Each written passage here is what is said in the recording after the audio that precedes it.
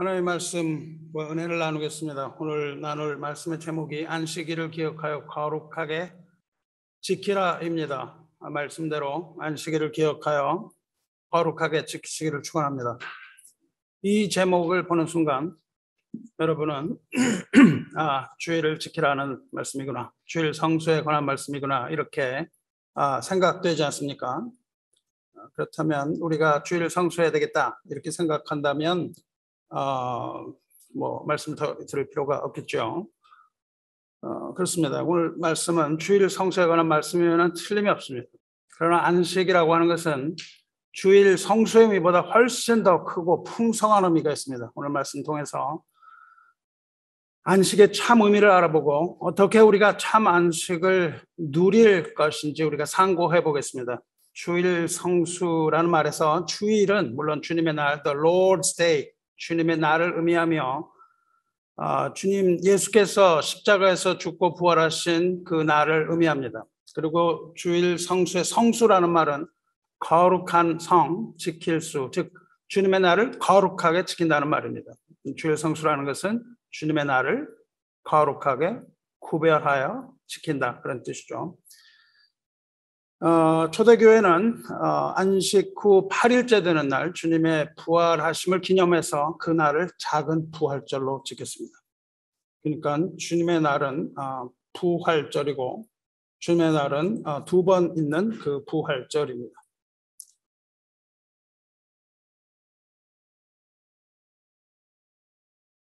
안식일을 지키라는 이 명령은 물론 여러분이 아시는 바와 같이 또 오늘 읽은 바와 같이 10계명 중에 제4계명입니다. 어떤 사람은 10계명은 도덕법이기 때문에 이제는 이것은 완전히 파기가 되었고 그렇기 때문에 10계명은 지킬 수도 없고 지키지 않아도 된다고, 그렇지만 그 정신만은 지켜야 된다 그렇게 말합니다. 하지만 그렇지 않습니다. 10계명으로 대표되는 법은 모든 율법의 완성인 사랑의 법으로 완성되며 그것은 예나 지금이나 동일하게 반드시 지켜야 되는 법입니다. 하지만 무턱대고 그 법을 지켜야 된다고 주장하면서 남에게 법을 들이대고 그 법을 들이대면 우리는 그것을 율법주의라고 부르고 주님께서 그러한 것을 경계하고 꾸중하셨습니다. 그렇다면 우리가 10계명을 지켜야 한다는 것은 과연 무엇을 말하는지 오늘 말씀 통해서 나누어 보고자 합니다. 이 시대 성도들은 안식일에 관해서 거의 관심이 없습니다. 주일이라는 것에 대해서도 거의 관심이 없는 사람도 많습니다. 하지만 과거에 청교도 시절에는 블루로스라는 법이 있었어요. 청교도 법인데 주일에는 가게를 열면 안 되고 사람들에게 어떤 일을 시켜서도 안 되고 유흥을 해서도 안 되고 오락을 해서도 안 되는 그런 법이었습니다. 이것을 블루로라고 부르는데 여러분 지금 이 법은 2021년 현재 이것이 합법일까요? 합헌일까요? 위헌일까요? 합헌, 헌법에 합헌이라고 생각하는 분 한번 손 들어보세요. 블루로가 현대에도 합헌이다. 아닙니까? 위헌입니까? 블루로가 위헌이라고 생각하는 분 손 들어보세요. 블루로가 위헌입니까? 손 안 드신 분들 다 뭐예요? 놀랍게도 미국은 아직 기독교의 흔적이 많이 남아있는 나라입니다. 연방 대법원은 블루로를 합헌으로 판결합니다. 그 대신 이 법을 연방법으로 하지 않고 주마다 자발적으로 실행할 수 있게 하였습니다. 미국에 50개가 주가 있는데 50개 주의 절반인 28개 주가 아직도 블루로를 실행하고 있어요.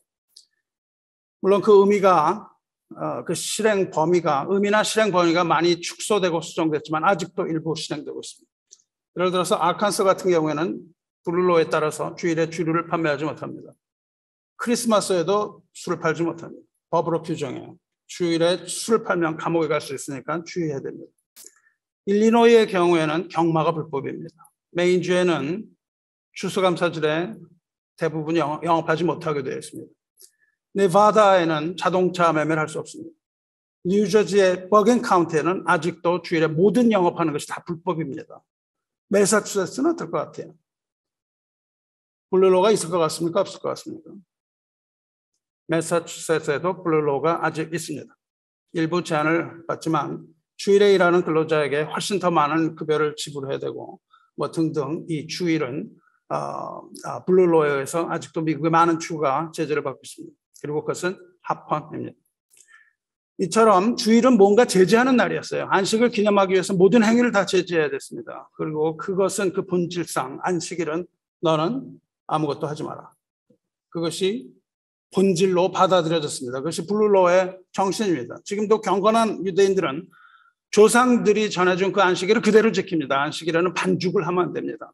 안식일에는 음식을 하면 안 됩니다. 안식일에 일을 하지 말아야 되기 때문에 전기를 써서도 안 됩니다. 그래서 엘리베이터도 정지해야 되고 선풍기도 돌리면 안 되고 뭐 그렇게 뭐든지 해서는 안 됩니다. 십계명이 그렇게 말하고 있기 때문입니다.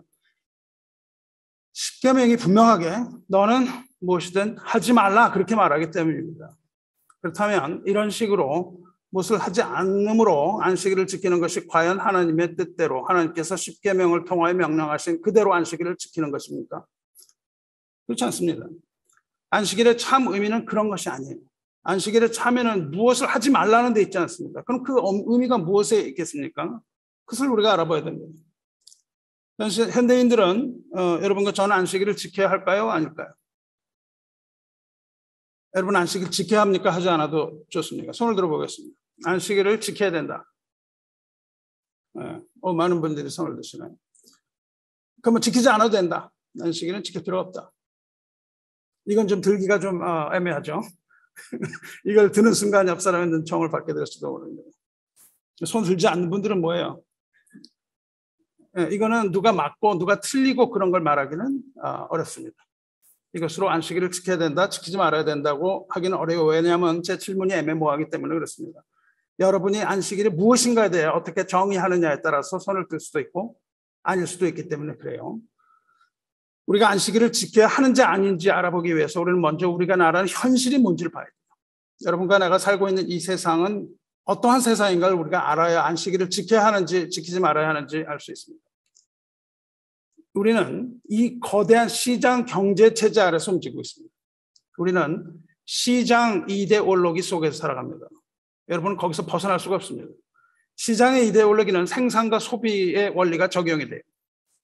누군가 무엇을 생산해야 됩니다. 그리고 또 다른 누군가는 무엇을 소비해야 돼요. 이 생산과 소비의 세상입니다. 시장 경제는 수요와 공급이 지배해요.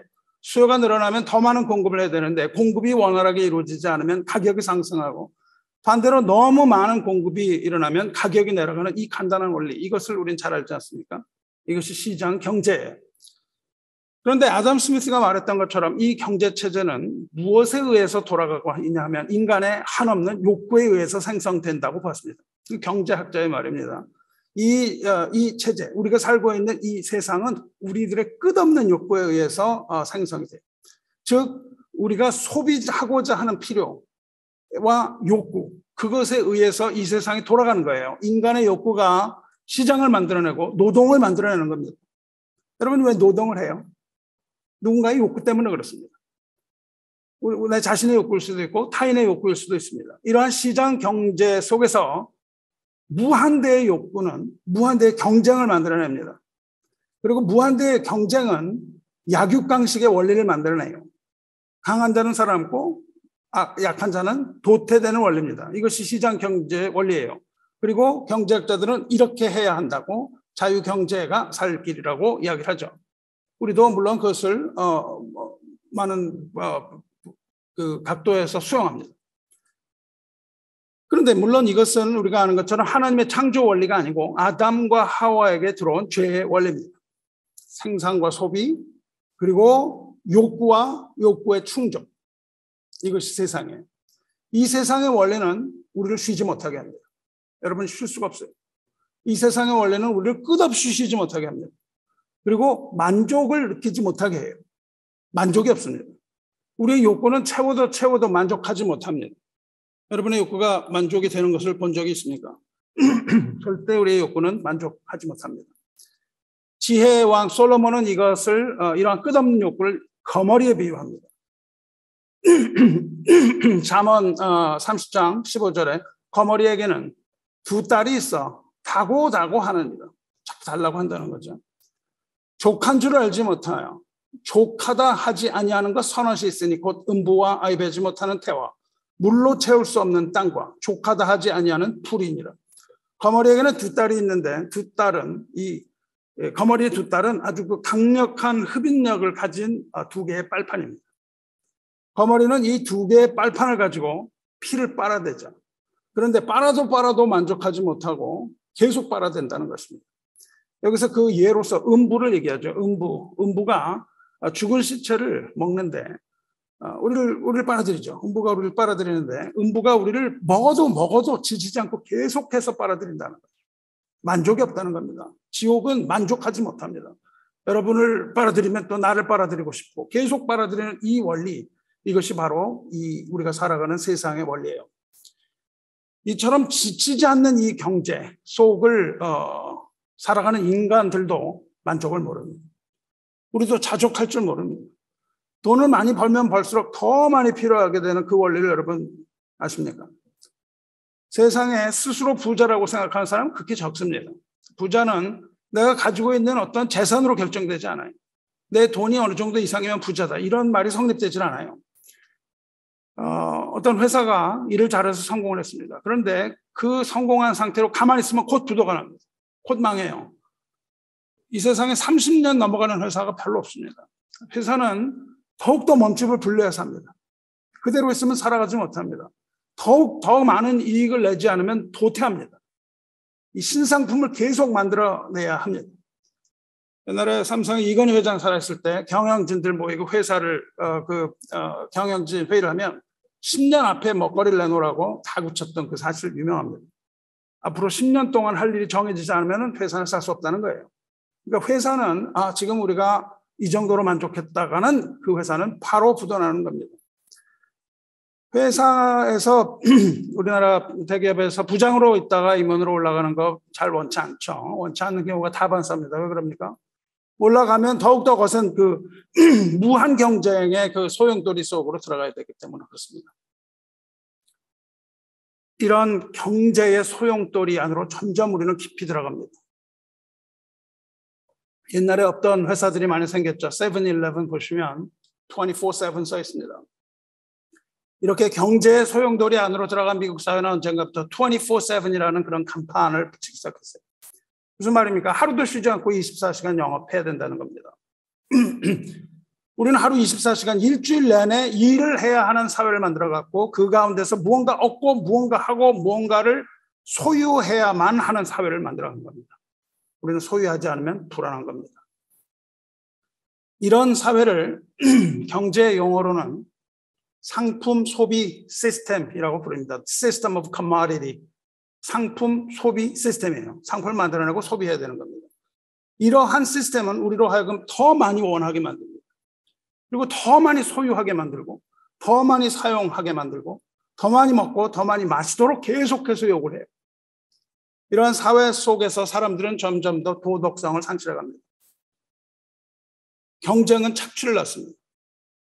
그리고 사회 불평등을 낳아요. 심지어 약탈이나 폭력도 만들어냅니다. 이 영업을 하기 위해서는 영업은 전쟁하는 것과 똑같습니다. 계속해서 거짓말하지 않으면 이길 수가 없습니다. 전쟁의 영웅은 뭡니까? 거짓말에 대갑니다. 거짓말하지 못하면 전쟁이 이길 수가 없어요. 그 무슨 전쟁 비밀이라는 게 다 뭐예요? 이쪽을 치는 척했다가 저쪽을 때리고 뭐 이런 거잖아요. 전부 거짓말하지 않으면 이기지 못하고 영업도 거짓말하지 않으면 이길 수가 없습니다. 회사는 점점 더 많은 영업 비밀을 만들어냈어요. 그걸 필요로 합니다. 그리고 탈세해야 되는 거죠. 거짓말하지 않고 건전하게 영업하는 사람은 거의 대부분 망한다고 보면 됩니다. 온전하게 거짓말하지 않고 하나님 말씀대로 하려고 하면 망하기가 아주 십상입니다. 이렇게 경쟁하고 돈이 떨어지면 밤에 잠을 자지 못하게 되는 겁니다. 여러분 그런 두려움이 있는데 어떻게 밤에 잠이 오겠어요? 잠을 못 자는 거예요. 쉬지 못하게 만들 뿐만 아니라 결국은 타인을 공격하게 만들고 이웃의 소유를 탐하게 되는 겁니다. 그리고 마침내 이웃을 해치는 폭력으로 이어질 수도 있는 거죠.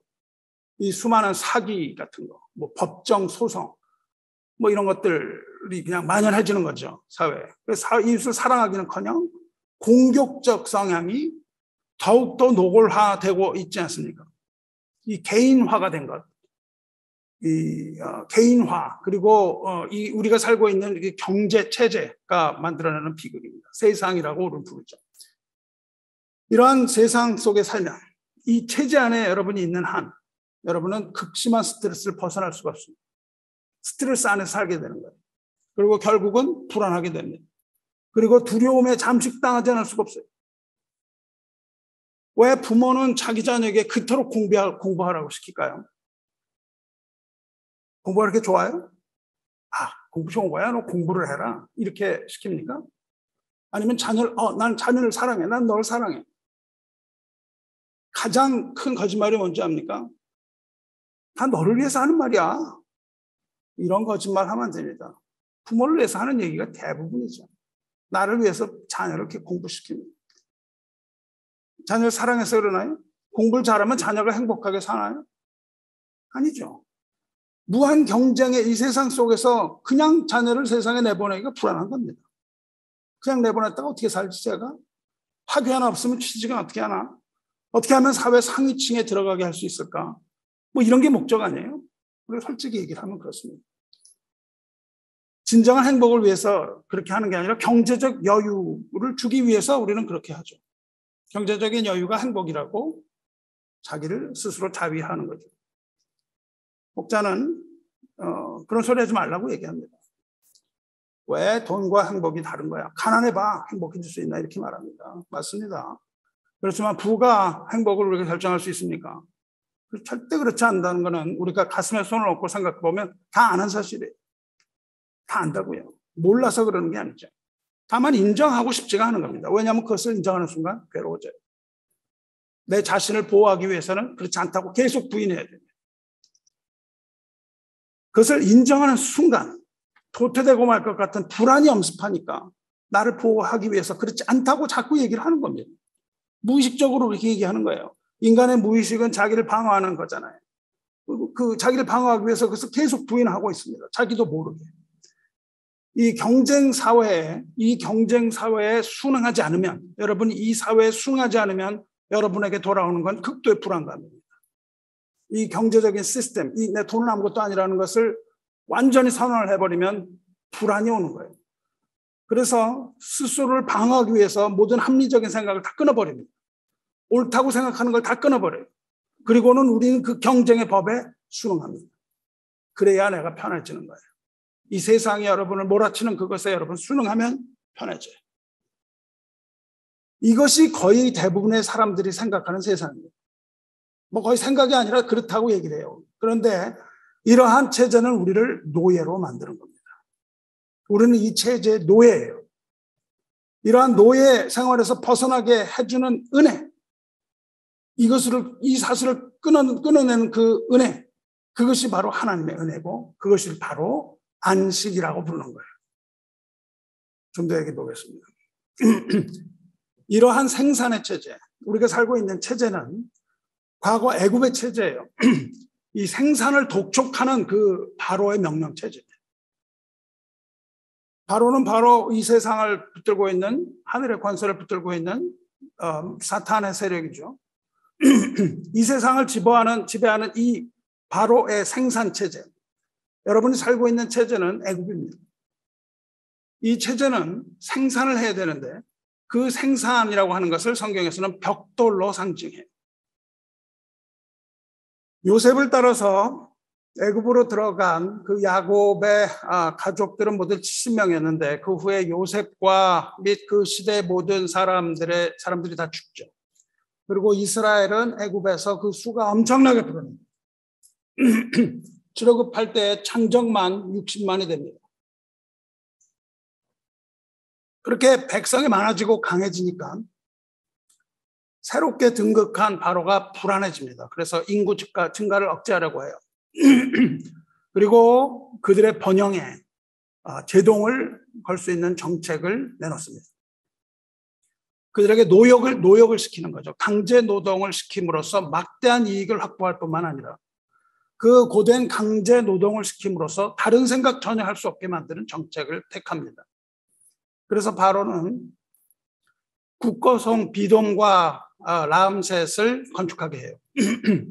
국고성이라는 것은 군량이나 병기를 보관하는 장소고 또 세금과 곡식 등 그런 무역 물품들을 보관하는 창고입니다.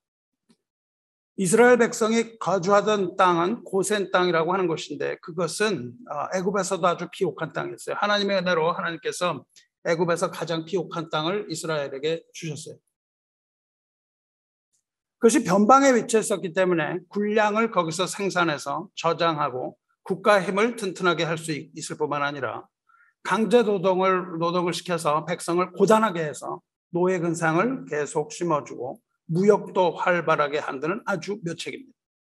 변방의 비옥한 땅에 그것을 추수하여 저장할 수 있는 창고를 짓게 한다 이거죠. 그렇게 백성을 학대하기 시작했는데 학대를 받을수록 백성의 수가 더 늘어났어요. 그러니까 바로는 더욱 깊은 고민에 빠집니다. 그래서 일을 계속 늘려요. 이 해 만들어야 되는 벽돌의 양을 늘립니다. 그리고 감독관을 세워서 더욱 엄하게 일을 시켜요.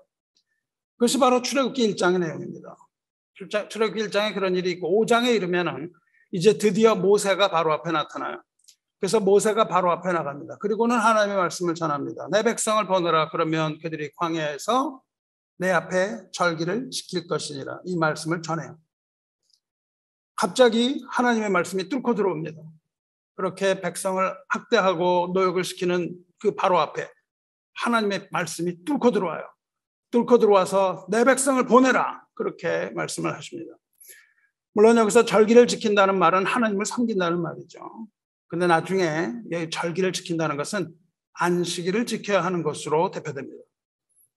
이러한 고된 생활 속에 있던 백성들이 나가서 안식일을 지켜야 되는 거예요. 결국 백성은 애굽으로부터 나가서 안식일을 지키는 것, 이것이 거대한 그림입니다.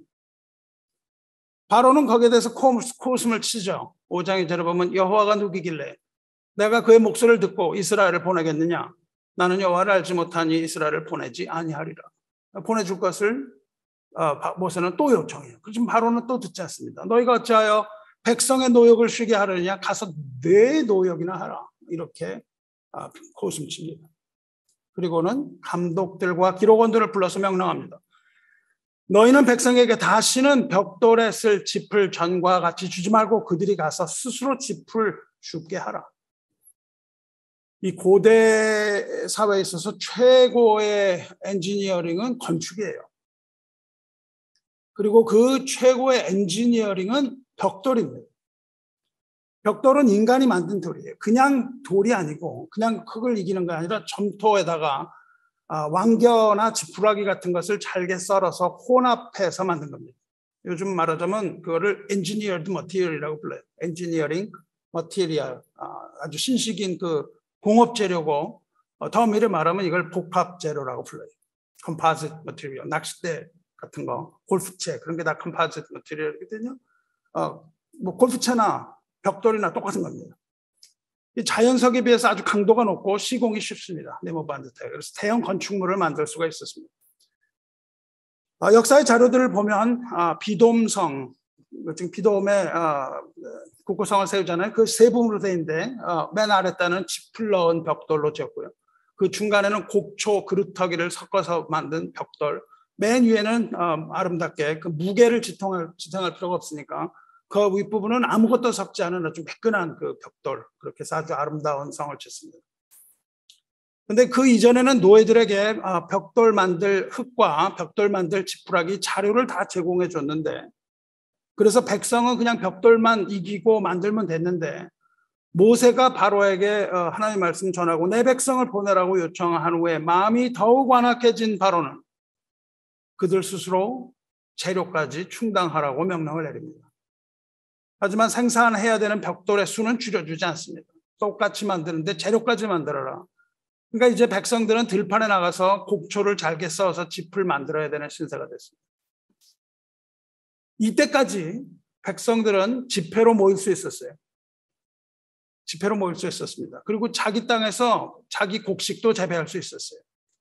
또 바다에 나가서 생선을 잡을 수도 있었습니다. 그런데 바로는 그런 백성들을 게으르다고 합니다. 너는 벽돌을 만들지 않고 왜 모여? 너 벽돌 만들지 않고 왜 네 일을 해? 너희들은 게으르다, 게으르다 이렇게 얘기를 해요. 우리가 그렇습니다. 왜 게으르게 여기 모여가지고 이러고 계십니까? 여러분 나가서 윤정길 돌려야 되고, 여러분 나가서 무역을 해야 되고, 이걸 하는데 왜 게으르게 여기 와서 이러고 앉아있냐고요. 이런 집회하고 이런 건 다 게으른 겁니다. 그렇게 말합니다. 그들이 게으름으로 소리질러 이르기를 우리가 가서 우리 하나님께 제사를 드리고자 한다. 아주 게으른 종족들이니까 일을 하지 않고 가서 제사를 드리는 모임 하겠다고 한다. 그러므로 그 사람들의 노동을 무겁게 함으로 수고롭게 하여 그들로 거짓말 듣지 않게 하라. 짐을 점점 더 많이 지게 하고 하나님 말씀 믿지 못하게 하는 거예요. 모세의 말이 거짓말이다. 너희 나가서 그렇게 하는 게 거짓말이다. 이렇게 얘기를 하죠. 이제 모세와 백성 자유를 이간질하고 선동하고 한치 여유도 주지 않고 그냥 계속 강제 노동만 하도록 시켜요. 그들의 노동을 아주 무겁게 합니다. 무거운 짐을 져줘서 쓰러지게 하는 거예요. 이제 집도 찾아야 되고 찾았는데 이게 잘지 않으니까 그걸 썰어야 돼요. 그걸 썰은 후에는 흙을 이겨야 됩니다. 흙을 이긴 후에는 그걸 구워야 돼요. 구운 벽돌로 국고성을 쌓아야 됐습니다. 나가보니까 집이 없어서 추수 후에 남은 곡초줄기 자르고 썰어야 되고 이 더욱 더 많은 그 노동력이 필요로 하고 더 많은 시간을 필요로 하는 거예요. 더 많은 것을 생산해야만 합니다. 이것이 바로 우리의 고단한 삶입니다. 여러분은 그 많은 것을 계속해서 생산해내셔야 돼요. 생산해내지 않는다면 이와 같은 독촉이 오는 거예요. 여러분이 렌트비를 한 달만 내지 않아 보십시오. 빨간 도장이 딱 찍혀서 오죠. 어떤 마음이 듭니까? 딱 찍혀서 오고 evacuate 두 번째 오죠. 어떤 마음이 들어요? 독촉을 하는 겁니다. 일하라. 독촉을 해요. 13절 보면 감독들이 그들을 독촉하여 이르되 너희는 집이 있을 때와 같이 그날의 일을 그날에 마치라. 오늘 일 오늘 마치라는 거예요. 미루지 말고. 채워야 할 목표량은 아무리 최선을 다하더라도 채울 수 없는 그런 분량이 됐습니다. 오늘 마칠 수가 없어요. 하지만 감독들은 더욱더 독촉합니다. 그날의 일을 그날에 마치라고 소리 질러대요. 그러니까 24/7이 나오는 겁니다. 점점 더 많이 해야 그 일을 마치는 거죠. 이런 세상과 닮지 않았어요. 여러분 자녀가 숙제를 마치지 않고 잠을 자고 있는데 그 자녀를 깨워서 뭐라 그래요? 오늘 할 거 다 마치고 자. 일을 미루지 마. 내일은 없는 거야. 이렇게 독촉하는 어머니를 닮은 겁니다. 마감 일을 앞에 두고 우리가 오늘 다 일을 완수해야 되는 직장인하고 똑같지 않습니까? 오늘 일을 오늘 마쳐야 됩니다. 바로는 이스라엘 백성 가운데 기록원들을 세워요. 오늘 얼마나 많이 만들었나 세라는 겁니다. 그걸 이스라엘 사람을 시켰습니다. 마치 옛날에 일본 순사를 한국 사람 시켰던 것처럼 이스라엘 백성 중에서 골라서 숫자를 세라 그랬습니다. 하루 분량을 세는 기록관이죠. 그리고 숫자가 부족하면 감독관이 기록원들을 때립니다. 뭐 힘들게 백성을 때릴 필요 없어요. 기록원들을 때우는 거예요. 그래서 숫자를 채우지 못했다는 겁니다. 채찍으로 때렸습니다. 근데 이 채찍은 예수님께서 말씀하신 그런 채찍입니다. 그냥 채찍이 아니라 거기다 뾰족한 쇠, 유리 조각 이런 걸 붙인 채찍이에요. 피가 터지는 무서운 채찍입니다. 그 앞에 그것을 이길 사람이 어디 있겠습니까? 이게 무슨 모습입니까? 성과에 따라서 판단당하고 채찍질 당하는 현대인의 모습과 동일합니다. 판단을 하는 거예요. 숫자를 셉니다. 여러분 성적표에 의해서 우리 대학 진학이 결정돼요. 그래서 우리는 그 숫자를 만들어내야 됩니다. C를 받아서는 안 됩니다. B를 받으니까 불안합니다. B를 받으니까 불안하니까 또 A를 만들어내는 거예요. 거기에 몰두해서 삽니다. 아이가 거기에 몰두해서 하는 거예요. 성과를 내기 위해서 열심히 일해야 되는 직장인, 이것을 닮은 겁니다. 성과표를 연말에 하죠. 또 뭐 교수들은 학생들 학기 말 평가서에 그냥 신경을 쓰지 않습니다. 이런 것과 닮은 거죠. 숫자를 셉니다. 여러분의 성과를 세는 사람이 있다는 거예요.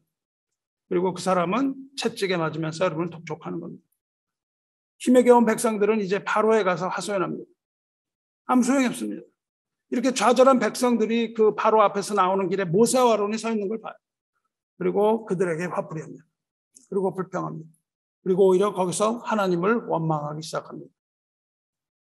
이스라엘은 이렇게 감당할 수 없는 불가능한 일을 계속 강요당했어요.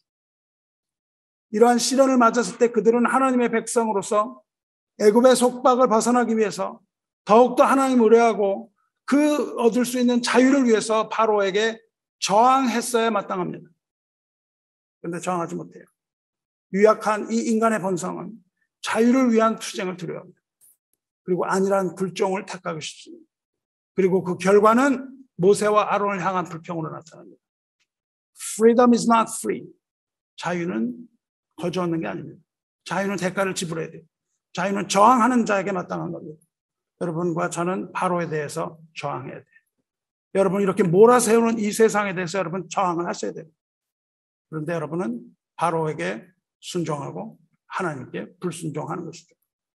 안식일을 지키라는 하나님께 불순종하고 여러분을 독촉하는 바로에게 순종하는 것. 이것이 거꾸로 가는 세상입니다.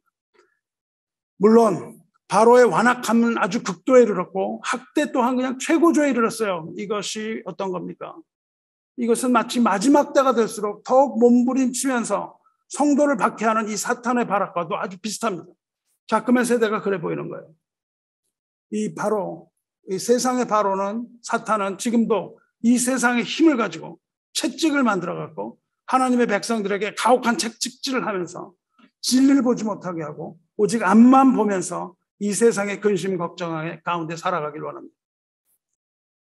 백성들은 하나님을 더 의지해야 되지만 눈앞에 닥친 이 바로 이 사탄의 채찍질, 톡촉 뭐 이런 거예요. 지푸라기 줍기 하느라고 정신이 없고 그거 써는데 정신이 없고 벽돌 만드는데 정신이 없고 벽돌 쌓아 올리기에 정신없이 살아가는 겁니다. 이 모든 일을 다 여기에 힘을 쓰는 거예요. 저와 여러분의 자화상입니다. 이걸 위해 살아가고 있어요. 부인할 수 없습니다. 여러분은 이러한 바로의 명령에 저항하시기 바랍니다. 이 세상의 명령에 여러분 저항하셔야 됩니다. resist에 저항하셔야 됩니다.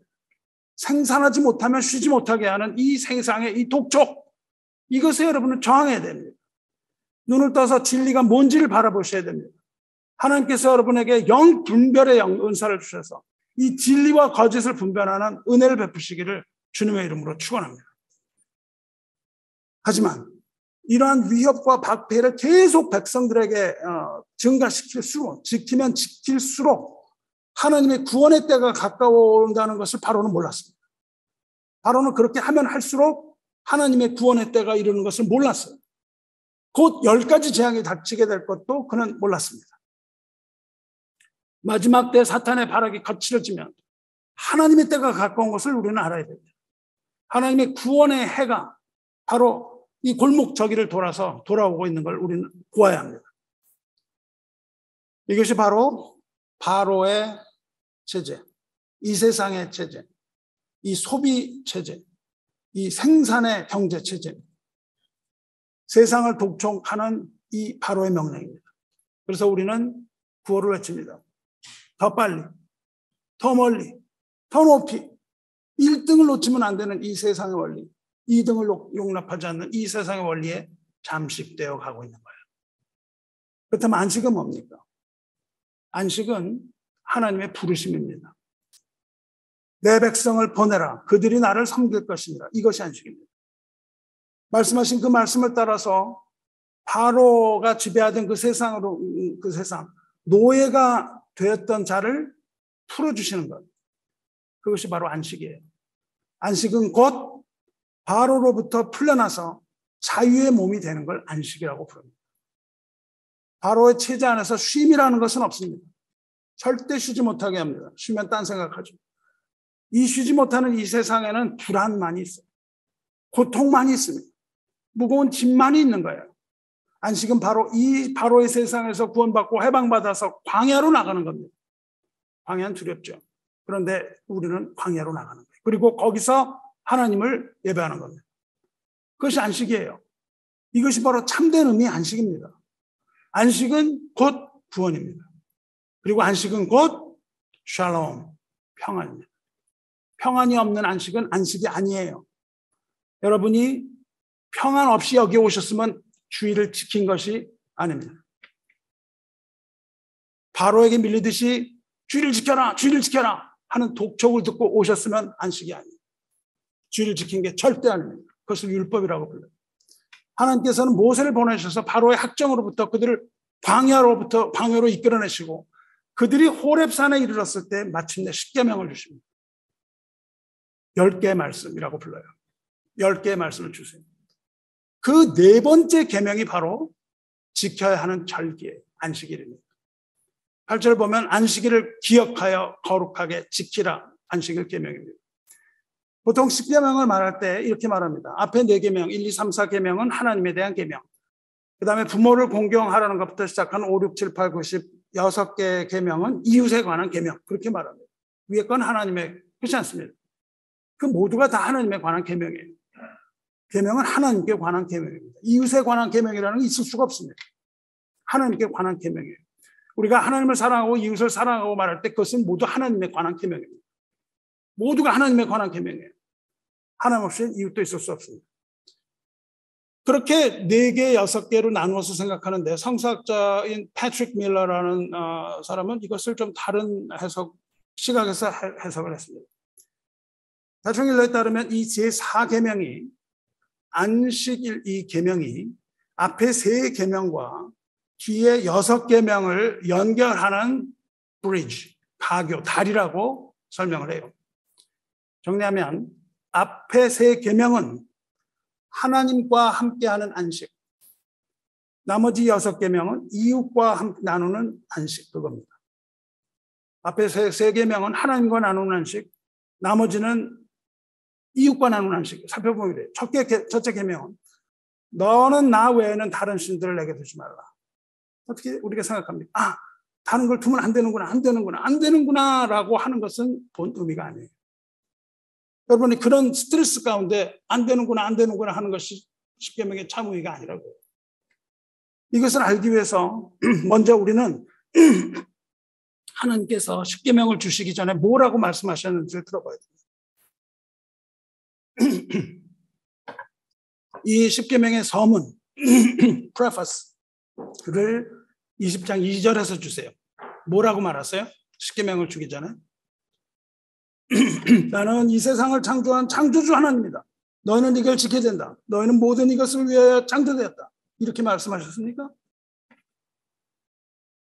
그렇게 말씀하시지 않았습니다. 뭐라고 말씀하세요? 나는 너를 애굽 땅 종되었던 집에서 인도하여 낸 내 하나님 여호와라. 그렇게 말씀하세요. 이것은 10계명의 서문인데 여기서 하나님은 창조주의 권위로 말씀하시지 않았습니다. 또 심판주의 위험, 너는 이렇게 안 하면 심판받을 거야. 이렇게 말씀하지 않았어요. 뭐라고 말씀하세요? 하나님은 오직 백성을 구원하시는 구원주. 나는 너를 구원하는 구원주다. 그리고 너희들을 구속하는 그 사랑의 하나님이다. 이 말씀을 먼저 하시는 거예요. 그러니까 10계명을 주시는 이유가 심판의 어떠함에 있지 않고 사랑의 하나님이 있다는 것을 먼저 밝히시는 거예요. 너희들을 구원한 하나님이라는 거예요. 그러므로 10계명은 심판을 두려워해서 지키는 것이 아닙니다.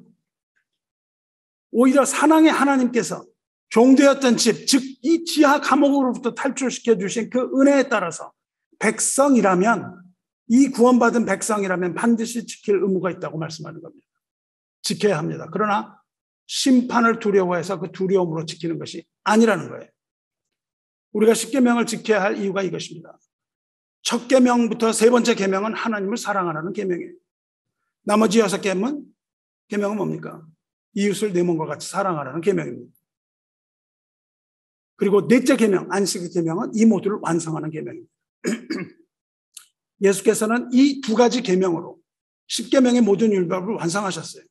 하나님을 사랑하고 내 이웃을 내 몸과 같이 사랑하라. 이것이 율법이다. 그러므로 예수님을 따라가는 제자는 10계명을 만으로 여기지 말고 오히려 그 안에서 안식을 얻어야 합니다. 10계명과 예수님의 계명 준수가 곧 안식입니다. 예수님의 계명을 지키는 자라야 안식을 얻어요. 너는 나 외엔 다른 신들을 내게 두지 말자. 그러니까 이 계명은 뭡니까? 하나님께서 애굽의 모든 신을 다 격파했다는 겁니다. 이제 내가 그 너희를 붙들어매는 그 우상들을 내가 다 격파했고 너희를 거기서 이끌어냈다. 너희를 이제 안전한 곳으로 이끌어냈다. 그리고 하나님께서 10가지, 내가 그 10가지를 다 마쳤다. 이걸 말씀하시는 겁니다. 하나님이 안식하시는 거예요. 여기서. 하나님의 안식을 보여줍니다. 마치 너희를 붙들어매던 그 애굽의 모든 신을 다 버리고 이제 내 안에서 쉼을 얻으라. 그 말씀입니다. 여러분, 그 두 말이 어떻게 같을 수 있습니까? 그것을 하지 말아야 되는 강박관념과 너희에게서 모든 것을 내가 다 해방시켜 주었으니 너희는 다시 그 멍에를 맺지 말라. 이것과 어떻게 같은 말이에요.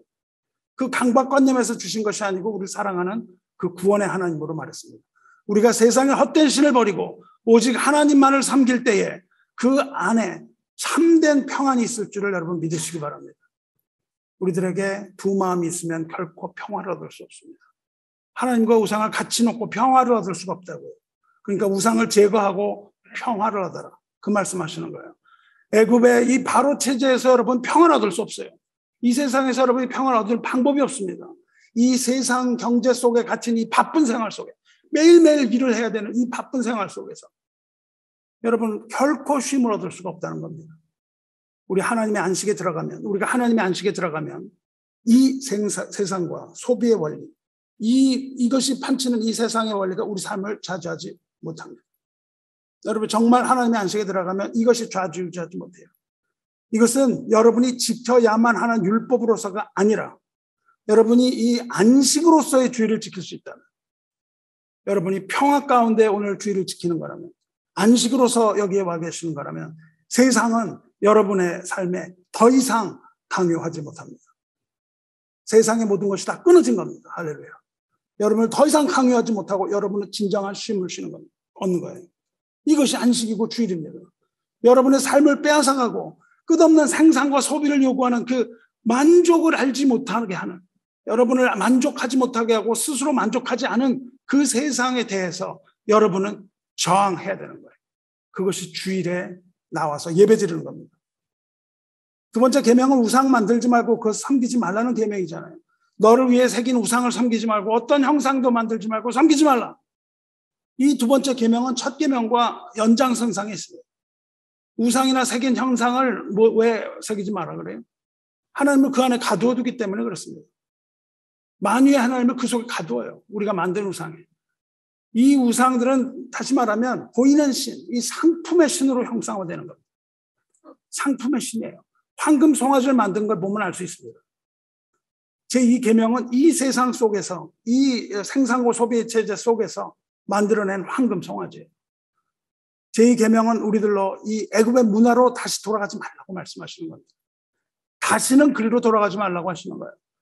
이 공산주의의 창시자인 칼 마르크스는요, 이것을 알았어요. 그래서 인간을 굴복시키는 것이 상품의 힘이라는 것을 깨달았습니다. 그래서 그는 상품 숭배라는 단어를 씁니다. commodity fetishism 이렇게 불러요. fetishism이 그러니까 숭배를 하는 거죠. commodity fetishism이라는 단어를 만들어냈습니다. 이 가치를 소유해내는 그 욕망, 이 소유욕으로부터 우리는 자유를 얻어야 됩니다. 상품은 권력을 만들어내고 우리는 내기 때문에 우리는 권력욕으로부터 벗어나야 됩니다. 부를 과시하려는 욕망, 이 과시욕으로부터 벗어나야 돼요. 세상의 자랑이라고 부릅니다. 이런 욕망이 다스리는 영역에서 우리는 더 이상 만족할 수 없습니다. 쉼을 얻을 수 없어요. 이런 욕망에서 구원받는 것이 바로 안식이에요. 그리고 그것이 하나님의 은혜입니다. 우상을 버리고 어떤 형상도 만들지 말고 그것들에게나 절하거나 경배하지 마시기 바랍니다. 상품 종교를 버려야 되는 거예요. 유혹의 형상을 버리시기를 주님의 이름으로 축원합니다. 안식일은요, 우리 마음과 뜻을 어디에 두느냐에 있습니다. 마음을 애굽의 신에 둘 것인가, 하나님께 두는 것인가, 거기에 있습니다.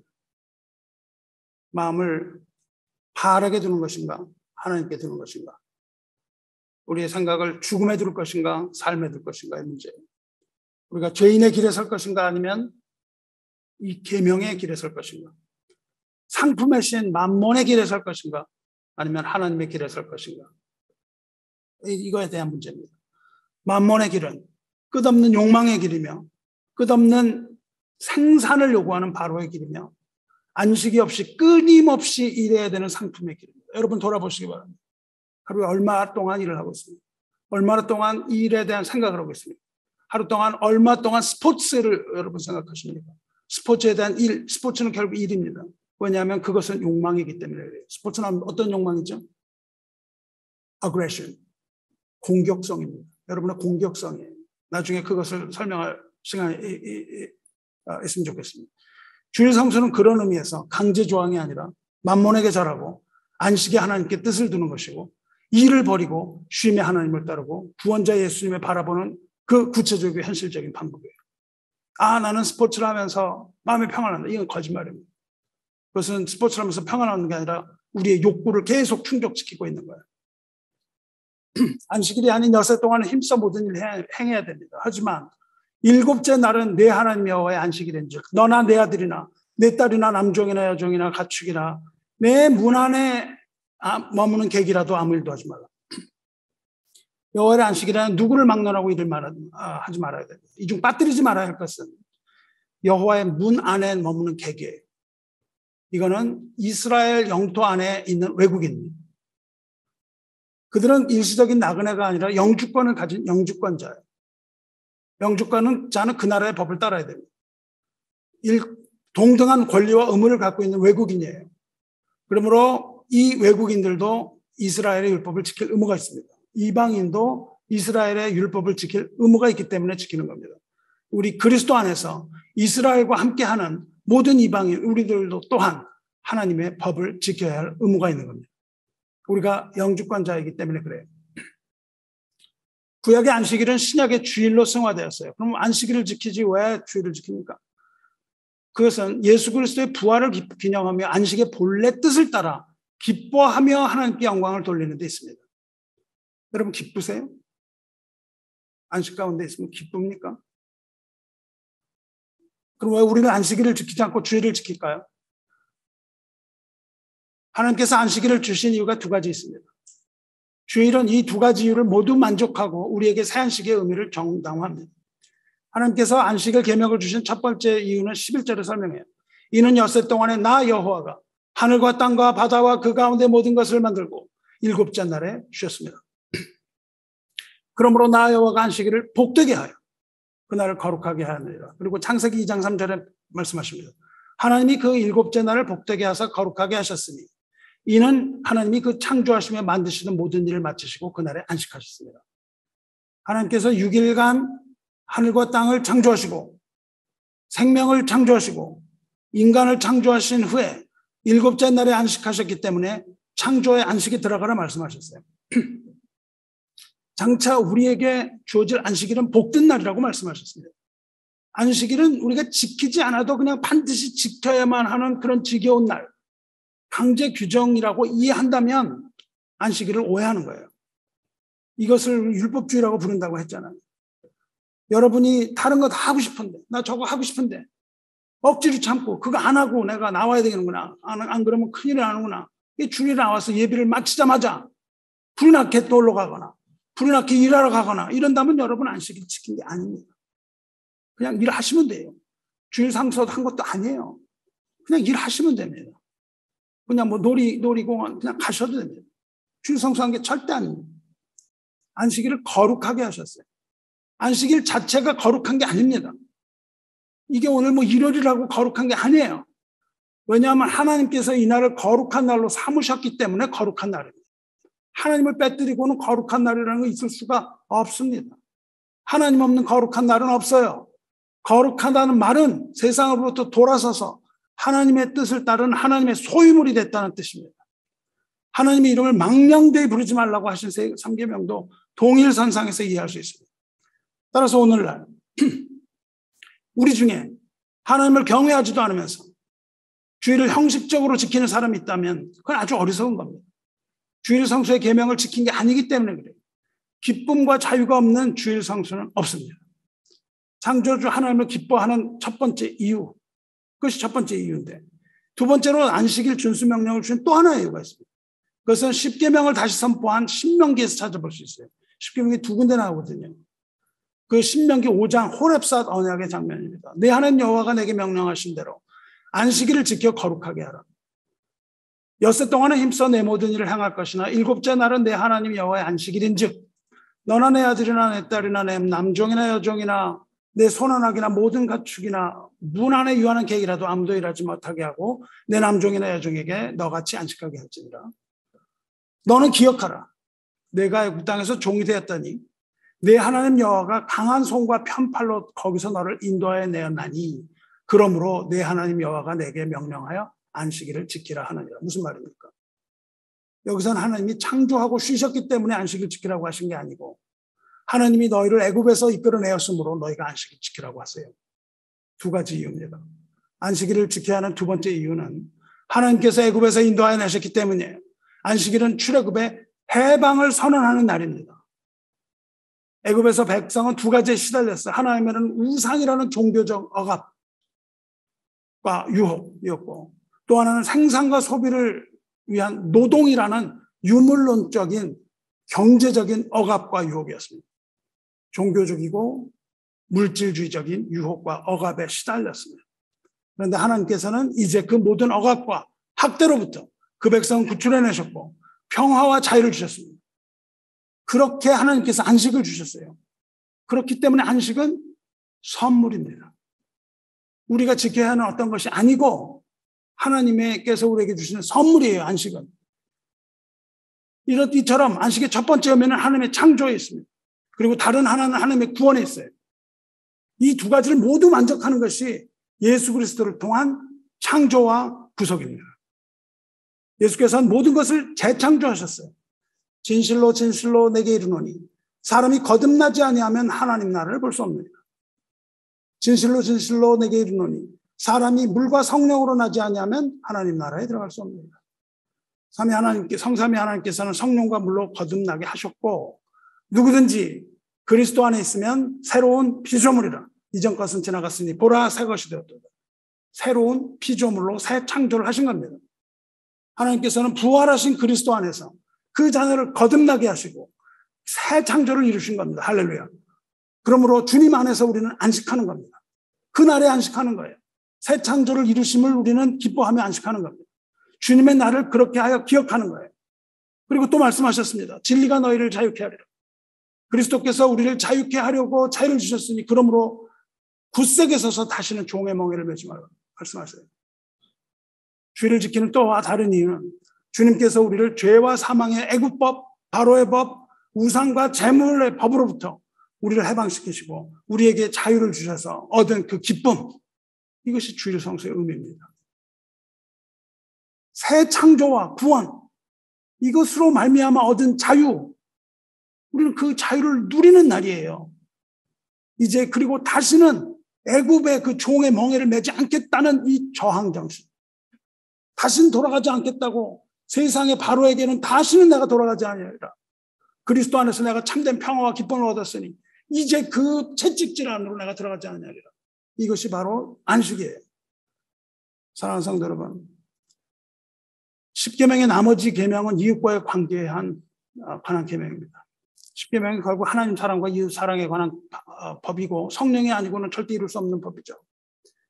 이웃 관계가, 우리 형제를 사랑하는 관계가 동일하게 율법적으로 형제를 사랑하라, 형제를 사랑하라, 사랑하지 않는 자에게 저주가 있다고 말하는 것이라면 우리는 할 수 없습니다. 무엇입니까? 바로의 법을 저항해야 되는 거예요. 그 경쟁의 법을 저항해야 됩니다. 그리고 하나님의 안식에 들어가야 하는 거예요. 우리가 하나님의 안식에 들어가지 않는다면 우리는 결코 하나님 사랑할 수 없습니다.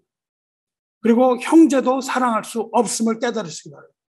내가 저 형제를 사랑하지 못하면 내가 하나님의 안식에 있지 않고 바로의 학대와 바로의 학정에 내가 시달리고 있다는 겁니다. 그 경쟁의 법 안에서 아직도 다람쥐 쳇바퀴를 돌고 있는 거예요.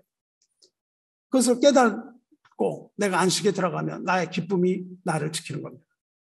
안식의 법을 주신 하나님께서는 광야에서 만나를 주셔서 백성 먹이셨어요. 하지만 안식일에는 만나가 내려오지 않았어요. 매일매일 하루분에 먹을 것만 주셨습니다. 이 만나는 바로 왜 만나를 주세요? 너희가 먹을 것은 바로의 혹독한 통치로부터 얻는 것이 아니다. 그것을 말씀하시는 거예요. 바로의 그것으로부터 얻는 게 아니에요.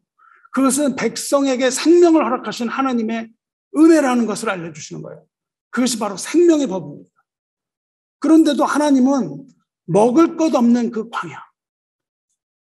광야에서 안식일이 되면 모든 공동체가 다 안식하라 말씀하시는 겁니다. 아무 일도 하지 말라고 말씀하시는 거예요. 누가요? 모든 공동체가, 모든 교회가. 이것이 그 전날의 만나를 주신 이유입니다. 저는 사랑하는 성도 여러분, 이 바로의 세상 법은 여러분에게 무거운 짐을 져주는 거예요. 여러분 쉬어야 됩니다. 어떻게 쉴 수 있습니까? 바로의 법은 여러분에게 무거운 짐을 지어줄 뿐만 아니라 짐을 지지 않으면 안 될 만큼 무서운 두려움을 심어줍니다. 그 두려움으로 여러분을 짐지게 해요. 먹을 것이 없어서 떨어질 때 그 두려움은 말로 할 수 없이 두려운 큰 두려움입니다.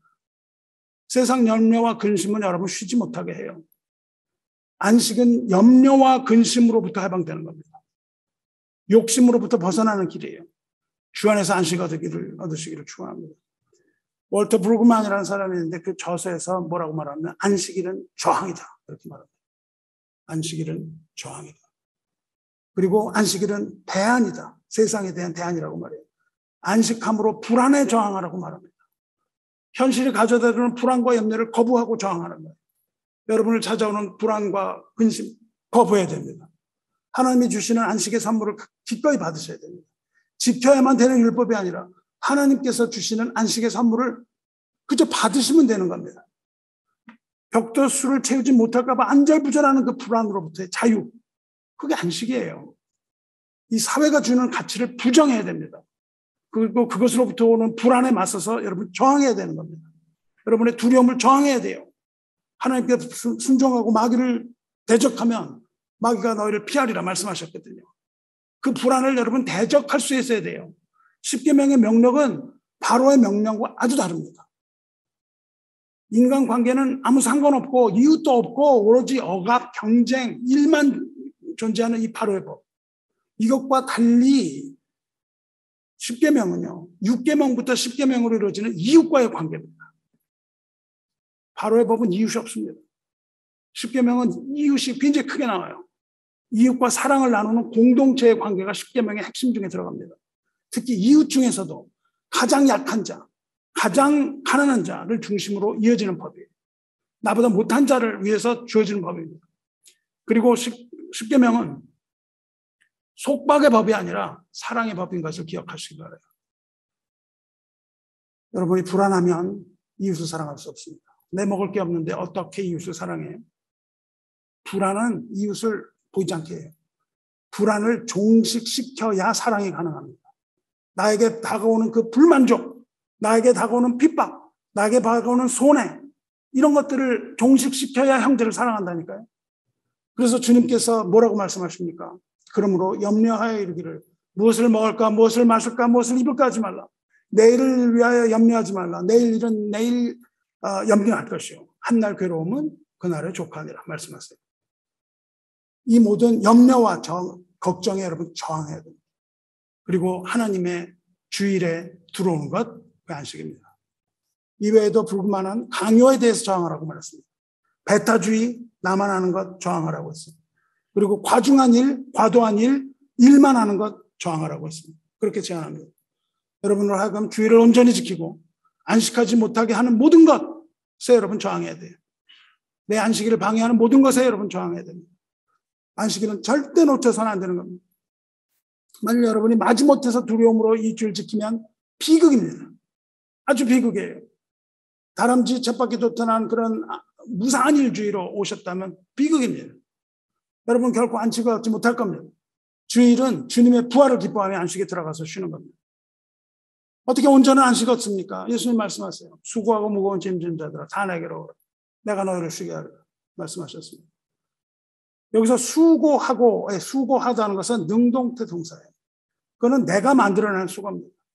스스로 만일 해야만 하기 때문에 계속해서 일을 하고 지친 상태예요. 여러분이 만들어내는 것이 수고하고예요. 왜 수고를 그치지 못합니까? 그렇기 때문에 그래요. 이거 하지 않으면 두렵습니다. 계속 그 일을 해야 돼요. 공부하지 않으면 두렵습니다. 대학을 못 가면 내가 어떻게 될까? 이 두려움. 내가 이 직장에서 내가 이렇게 하면 어떻게 할까? 이 두려움. 이것은 자기가 만들어내는 거예요. 그리고 수고하고 무거운 짐진 자를, 무거운 짐진을 수동태입니다. 이건 내가 지는 게 아니에요. 내가 하고 싶다, 하고 싫어도 타인이 나한테 무거운 짐 계속 지어줍니다. 바로가 나한테 짐을 계속 지어줘요. 세상에 여러분한테 짐을 계속 지어준다고요. 수고하는 것과 타인이 지어주는 이 무거운 짐, 이거를 지고 여러분은 계속해서 지쳐있는 거예요. 쉬지를 못하는 겁니다.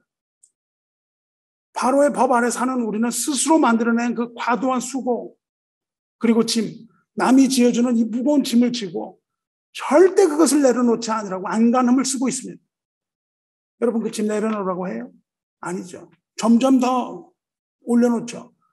이렇게 안간 힘쓰면 살잖아요. 그렇게 수고하고 무거운 짐진 자들에게 주님께서는 내가 너희를 쉬게 하리라 안식으로 초청하시는 겁니다. 그걸 이제 그만 내려놓으라는 거예요. 다 내게로 오라 내가 너희를 쉬게 하라. 성도 여러분, 주님께서는 죄인들을 구원과 안식으로 초대하세요. 내가 너희를 쉬게 하리라. 이 초청은 뭐 우리 죽은 다음에 쉬게 하는 것. 뭐 그렇게 있잖아요. 죽음 후에 영원한 안식. 이 세상에 수고하고 짐진 거 다 내려놓고 이제 너 천국에서 쉬게 하라. 이런 뜻만이 아니고 우리의 삶 가운데에 모든 두려움과 무거운 짐 다 내려놓은 후에 주님 안에서 평화와 자유의 이 안식을 누리는 걸 말하는 거예요. 예수님께 가는 순간 우리는 그것을 다 내려놓습니다. 그래서 이렇게 나와서 우리 하나님께 나오는 거죠. 바로는 우리에게 무거운 짐을 떠안겨요.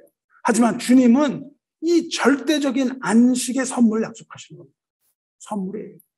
내게로 오라는 것은 강제적인 조항이 아닙니다. 이런 의미에서 십계명이나 주님의 계명은 모두 사랑의 계명입니다. 안식을 주겠다는 언약이라고 불러요. 그래서 십계명을 언약이라고 부릅니다. 호렙산 언약이라고 불러요. 약속을 하신 거예요. 온전한 주일 성수는 이 억압하는 세상에 대한 저항이고 만족하지 않는 우리 욕구에 대한 저항입니다. 세상의 모든 유혹에 대한 저항입니다. 주일을 지킨다는 것은 단순히 예배 빠지지 말고 나오라는 게 아니에요. 온전한 주일을 성수하기 위해서 여러분은 예배를 방해하는 바로에 대해서 저항하고 맞서야 됩니다. 여러분의 일에 대해서 맞서야 돼요. 나의 생명을 걸고 있는 나의 직장, 이거에 대해서 여러분 맞서야 돼요. 이 경쟁해야 되는 이 세상, 다툼의 세상, 이 인간 관계에 분연하게 여러분이 맞서야 됩니다. 입학 문제에 대해서 자유를 얻어야 돼요. 거기에 저항해야 됩니다. 여러분의 진로 문제, 내가 이 학위를 못 받으면 어떻게 되나, 이런 진로 문제, 이런 다양한 문제에 대해서 여러분 놓아야 돼요. 저항해야 됩니다. 이 주일 성수를 방해하는 모든 운동 경기, 이거 여러분 저항해야 돼요. 스포츠 저항해야 됩니다. 주식 저항해야 됩니다. 취미 저항해야 돼요. 오락 저항해야 됩니다. 세상의 모든 가치 저항해야 돼요. 그리고 안식에 아멘으로 예수님의 초청에 응답해야 되는 겁니다. 바로의 법은 만족을 모르는 법입니다. 하지만 안식은 우리에게 자족함을 가져다 줘요. 만족을 가져다 줍니다. 그래서 바울은 이렇게 얘기합니다. 내가 궁핍함으로 말하는 것이 아니라 어떠한 형편이든지 내가 자족하기를 배웠나니. 내가 비천에 처할 줄도 알고 가난할 때도 내가 두렵지 않다는 겁니다. 풍부에 처할 줄도 알아. 내가 돈이 많아도 내가 유혹에 빠지지 않는다는 거예요. 모든 일에 배부르며 배고픔과 풍부와 궁핍에도 일체의 비결을 배웠느라. 내게 능력 주시는 자 안에서 내가 모든 것을 할 수 있느냐. 이 말씀이 뭐예요? 자족함으로 얻는 모든 것입니다. 슈퍼맨에 대해서 내가 무엇인지 다 할 수 있다. 내가 이 세상을 다 정복하고, 이 세상의 모든 학계를 내가 다 정복하고, 이 세상의 모든 걸 내가 정복하고 살겠다. 살 수 있다. 믿는 자에게 그런 것이 주어진다. 그게 아닙니다. 자족하는 자, 안식에 있는 사람입니다. 자족함을 배워서 안식의 평화를 얻고 자유를 얻으시기 주님의 이름으로 축원합니다. 말씀하겠습니다. 오늘 여러분 들으신 대로 주일을 온전히 성수하여 지키시를 바랍니다. 하지만 절대 억압에 의해서 주일을 지켜서는 안 됩니다. 여러분이 그렇게 하는 순간 그것은 아닙니다.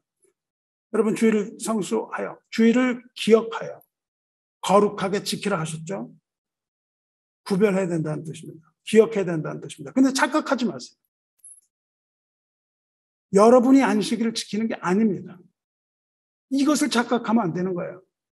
여러분이 안식일을 지키는 것이 아니라 안식이 여러분을 지키는 겁니다. 내가 안식일을 지키는 것이 아니라 안식이 나를 지키는 거예요. 주일이 여러분의 생명을 지키는 것이지 여러분이 주일을 지키는 게 아니라고요. 이걸 자꾸 착각합니다. 말씀이 여러분을 지키는 것이지 여러분이 말씀을 지키는 게 아니에요. 교회의 뿌리이신 주님이 가지인 여러분을 지키는 것이지 가진 여러분이 교회를 지키는 게 아니에요. 내가 무슨 착한 일을 한다고 교회, 제일 무서운 사람이 나는 교회를 위해, 이거 무섭습니다. 그게 아니라 우리는 뿌리에 붙어 있어야 되는 거예요. 여러분이 뿌리에 붙어 있어야 되는 겁니다. 교회 뿌리이신 주님이 가지인 여러분을 지키는 것이고 안식일이 여러분을 지키는 것이에요. 오직 성령 안에서 일과 우상과 오락이 없는 주의를 말씀과 기도 가운데 온전하게 지킴으로 여러분의 믿음을 지키시기를 주님의 이름으로 축원합니다. 기도하겠습니다. 은혜로우시며 자비로우신 하나님 아버지, 거룩한 주일을 맞아서 우리가 기억하여 우리 교회 공동체가 아버지의 집에 모여서 기쁨으로 주님 찬양하며 주의 사랑을 나누며 아버지 앞에 경배드림을 감사합니다. 아무것도 염려하지 말고 오직 모든 일에 기도와 간구로 너희 구할 것을 감사함으로 하나님께 아뢰라 말씀하셨사오니 모든 염려를 뒤로하고 오늘 하루 말씀과 기도 가운데 온전한 안식 얻기 원하나이다. 세상이 우리에게 독촉해대는 이 모든 일이 있을지라도 오직 하나님의 선물만을 구하고 은혜 가운데 평안을 얻고 안식하게 하여 주시옵소서. 우리에게 순종하는 마음과 하나님을 의뢰하는 마음을 주셔서 불안과 근심, 걱정에 저항하여 자유롭게 되고 바로의 독촉과 강요에 저항함으로 하나님이 주시는 만나가 곧 안식임을 깨닫게 하시고 서로 사랑하지 못하고 시기하며 경쟁하며 다투는 배타주의와 자기중심적 신앙에 저항하며 하나님을 사랑할 뿐만 아니라 원수까지도 사랑하고 용서하라 하신 그 평화의 안식을 얻게 하시며 세상의 과중한 일로 휘청거리지 않도록 일과 과도한 경쟁, 오락에 대해서도 저항하게 하여 온전한 안식 얻게 하여 주시옵소서. 주일 성수가 얼마나 기쁜 일인지 알게 하시고 이러한 교회와 공동체를 허락하신 하나님께 존귀와 영광을 올립니다. 바로의 그 애굽으로부터 그 백성을 구하신 하나님과 죄와 사망의 법에서 생명의 성령의 법으로 우리를 건지신 성령 하나님과 마귀의 올매에서 우리를 해방시키고 자유를 주신 예수 그리스도 우리 주님을 찬양합니다. 세상 모든 죄에서 우리를 용서하시고 우리를 얽매이게 하는 이 세상의 모든 족쇄를 끊고 자유를 허락하여 주신 우리 주 예수 그리스도의 거룩하신 이름으로 간절히 기도드리옵나이다.